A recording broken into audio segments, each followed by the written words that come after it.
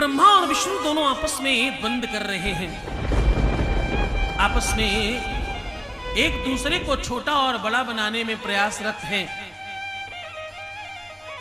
कहते हैं ऊपर से आकाशवाणी हुई, जो भी इस शिवलिंग के मूल को, जड़ को जाकर स्पर्श करेगा, देख कर आएगा, उसे बड़ा मान लिया जाएगा।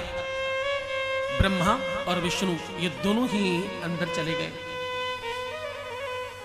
और दोनों ने भरसक प्रयास किया, कालांतर तक प्रयास करते रहे और अधिक प्रयास करने के बाद भी इनको कहीं पर भी मूल नहीं प्राप्त हुआ। खूब प्रयास किया, खूब प्रयत्न किया, लेकिन इनको मूल नहीं दिखाई पड़ा। अब जरा तुम विचार करना, जो लोग इस कथा से यहां से अपना मानस थोड़ा और मजबूत करके सुनना। ब्रह्मा जी और विष्णु जी दोनों को ही मूल नहीं मिला। विष्णु जी बाहर आए और आते ही प्रणाम करके बोले, महादेव मुझे मूल नहीं मिला। महादेव, मैं आपकी अपनी माया से, आपकी माया तो ब्रह्मांड में कोई भी शक्ति समझ नहीं सकती और जान नहीं सकती। महादेव मुझे क्षमा करें, मैंने ये जो धृष्टता की है, मूल देखने जाने की भी, ये भी क्षम्य नहीं है। मुझे क्षमा करें, मुझे मूल नहीं मिला और मैंने ये जो कृत्य किया है इसके लिए मुझे सजा दे और मुझे क्षमा करें। मैंने ना तो मूल देखा और ना ही मुझे लगता है कि कभी मैं आदि और अंत महादेव का समझ पाऊंगा।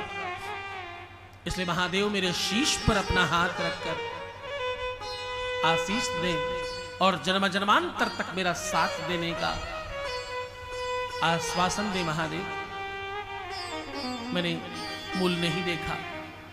तो सूत जी महाराज कहते हैं, आकाशवाणी हुई कि विष्णु तुमने सत्य की स्थापना की है और तुम सत्य बोल रहे हो।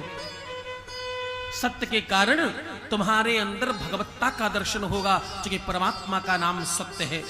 जाओ, तुम्हारे 24 अवतार होंगे और लोग तुम्हें भगवान की तरह पूजन करेंगे तुम्हारा। जब जब आवश्यकता होगी इस धरा पर, तब तब तुम्हारा जन्म होगा और मेरा आशीष तुम्हारे ऊपर होगा। तुम्हारे में भगवत्ता का दर्शन होगा, तुम्हारे अंदर ईश्वरत्व का दर्शन होगा। यह सुनकर विष्णु बहुत प्रसन्न हो गए, बहुत आनंदित हो गए और भगवान विष्णु के शरीर से रोम छिद्रों से एक श्वेत द्रव निकलने लगा और वो धीरे धीरे निकलते निकलते इतना ज्यादा निकला कि वो श्वेत द्रव दूध जैसा बनते बढ़ते क्षीर सागर बन गया। उसमें एक शेष शैया बनी और उस पर भगवान विष्णु विराजमान हुए। बोलो विष्णु भगवान।